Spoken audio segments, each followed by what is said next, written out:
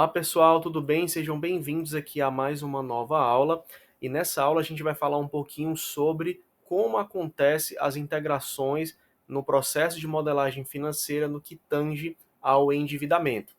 Na aula passada a gente falou sobre o processo de faturamento e contas a receber e hoje a gente vai estar conceituando e explicando para vocês como acontece o processo de modelagem dos três principais demonstrativos, inputs e outputs, como essas informações do endividamento se conectam e qual é o resultado final, né, os outputs que a gente pode visualizar.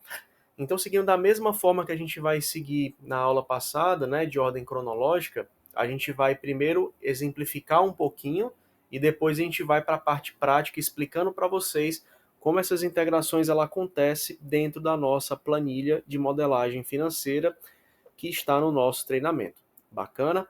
Então, já de início aqui, vou colocar na nossa lousa. E quando a gente fala de endividamento, né, pessoal, a gente fala de um fator muito importante, né? Quando a gente fala de endividamento. Endividamento, para a gente, remete a passivos, né? E passivos, a gente remete também a gente falar sobre algumas coisas que são importantes. Quando uma empresa ela faz uma operação de endividamento, a gente fala de quê? A gente fala de saldo.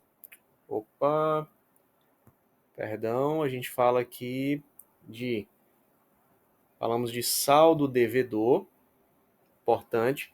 A gente fala de juros, a gente fala de tempo ou de prazo, né?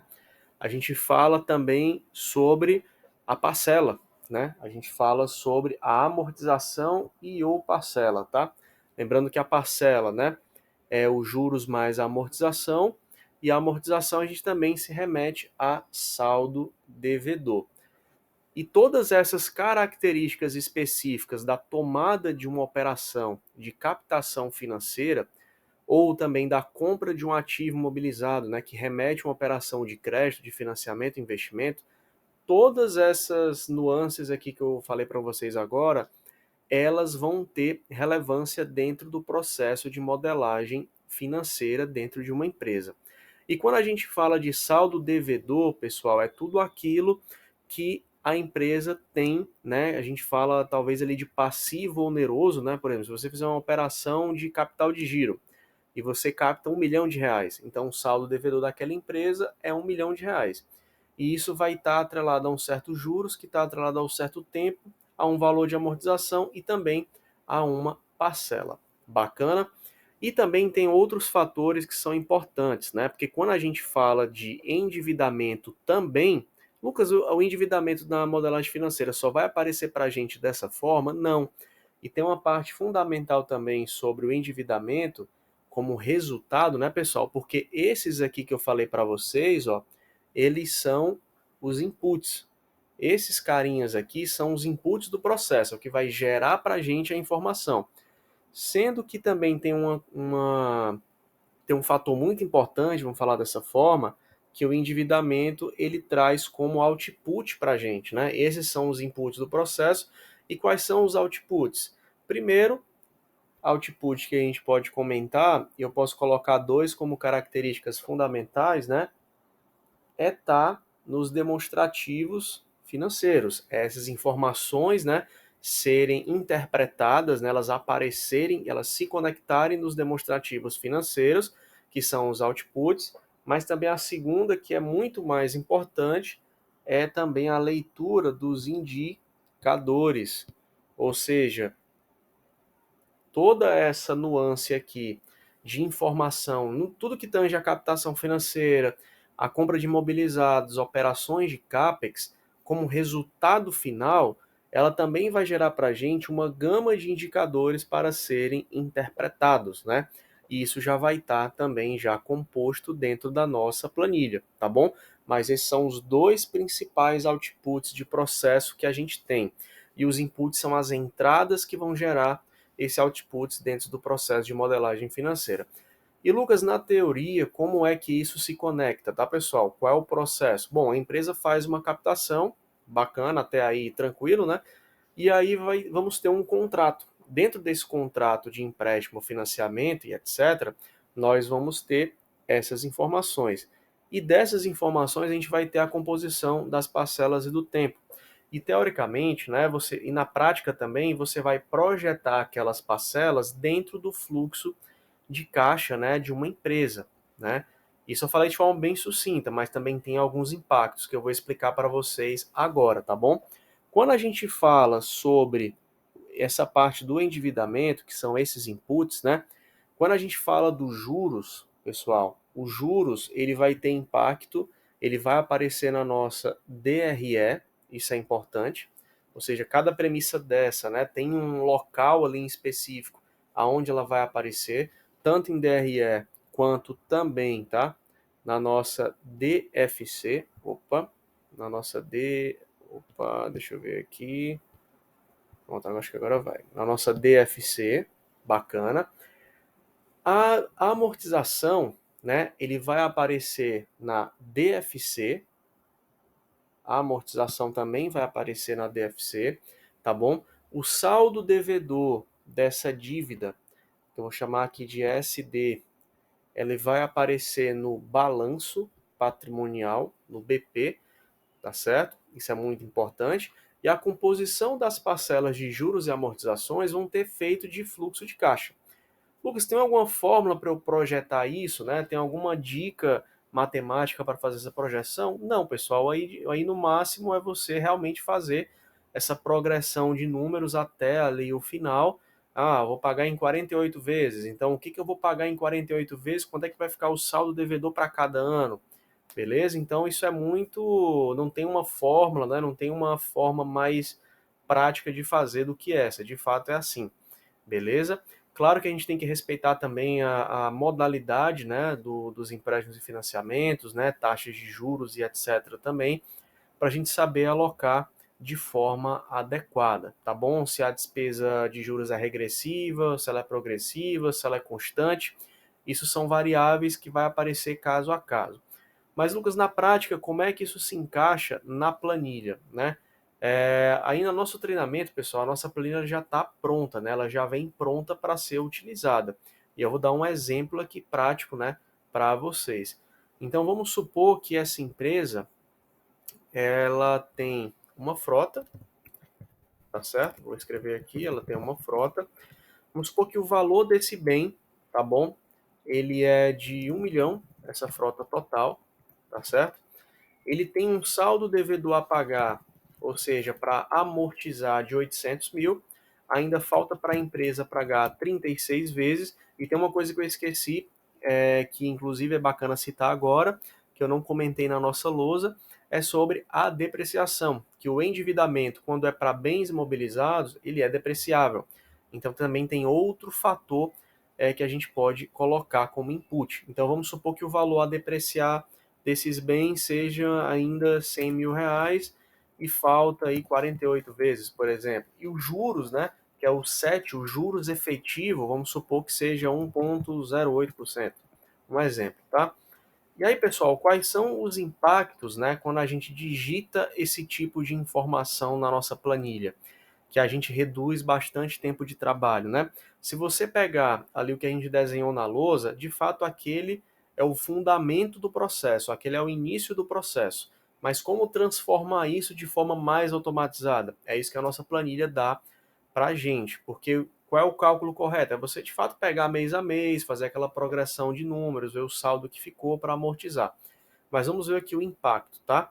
Quando a gente vem aqui nas demonstrativos, né, nos demonstrativos, a gente vem aqui na DFC detalhado, a gente já vê ó, que no fluxo de caixa de investimentos, a gente tem aqui os 22 mil reais, que é o valor que vai ser amortizado, que é pago como CAPEX, né, frota. A gente tem aqui ó, valores de, vamos ver, aqui ó, juros de terceiros, que são exatamente a despesa financeira sobre aquela operação de empréstimo e financiamento. Então veja que impacta o nosso fluxo de caixa de investimento, impacta também o nosso fluxo de caixa de financiamento quando a gente fala de despesa financeira e sim, na modelagem financeira impacta a nossa geração de caixa. Na nossa DRE, a gente vai ver e vai perceber que está impactando a despesa financeira e a depreciação e a amortização, que são contas de resultado que aparecem na nossa DRE. Então você está vendo aqui que tem o impacto, né? E a gente percebe que como faltava ali 36 meses, né? Não tinha parcelas ali remanescentes para o ano 4, beleza? E já para a despesa financeira faltava 48 vezes, né? E no balanço patrimonial, a gente percebe, ó, que é uma coisa importante, e aqui o cheque não deu, tá, pessoal? Porque a gente precisa colocar o capital social e ou reserva de lucro, já que a gente está falando de um balanço que é já existente, por essa empresa já vir ter carregando, né, o pagamento de um CAPEX, beleza? Então, como eu simulei aqui no ano zero, que no caso são empresas que já têm sua existência, né? É normal o cheque não dar ali zero, beleza? Mas para dar zero, o balanço tem que estar fechado. Então, encarem aqui apenas como exemplo, tá bom? Então, vocês percebem que a partir do ano 1, 2, 3 e 4, a gente já percebe, ó, que a gente tem mutações na posição de caixa, temos mutações patrimoniais no ativo mobilizado, tanto em depreciação quanto no valor do bem, tá bom? A gente tem também aqui alterações, né, na reserva de lucro e tem também valores de impacto nos saldos devedores de empréstimo e financiamento. Então vocês percebem que à medida que vai sendo ali amortizado, né, o saldo devedor cai. Lucas, vamos supor que no exemplo prático da planilha de vocês, você falou que começa do ano zero, né? Quando quando uma empresa, na verdade, já tem ali carregando suas posições de endividamento. Mas vamos supor, simula aqui agora a gente fazendo uma nova dívida, né? Então, se a gente vir aqui na premissa e financiamento, vamos supor que em junho lá de 23 desse ano, a empresa precisou de um capital de giro de R$ 500 mil. Ela vai pagar com juros de 1,5% em 60 meses. Vou botar até mais, vou botar 120 meses. Como é que isso vai se comportar dentro da modelagem financeira? Da mesma forma. E aí vocês percebem, né? Ó, antes que a gente não tinha saldo devedor de empréstimos e financiamentos, né? No ano 4 e 5, agora a gente tem, perfeito? Ou seja, né? Vamos falar dessa forma. Acaba que você tem todo o processo modelado, todo o processo automatizado, e sim, quais são as principais diretrizes, né, que esse processo de endividamento vai impactar na modelagem financeira. Posição de caixa, porque vai ter efeito em caixa quando aparece a amortização da despesa financeira, vai ter efeito em depreciação e vai ter efeito tanto no imobilizado quanto também no saldo devedor, e essa é a composição do nosso balanço patrimonial, beleza? O déficit indireto também vai ter impacto porque vai ter variação de CAPEX, empréstimos e financiamentos.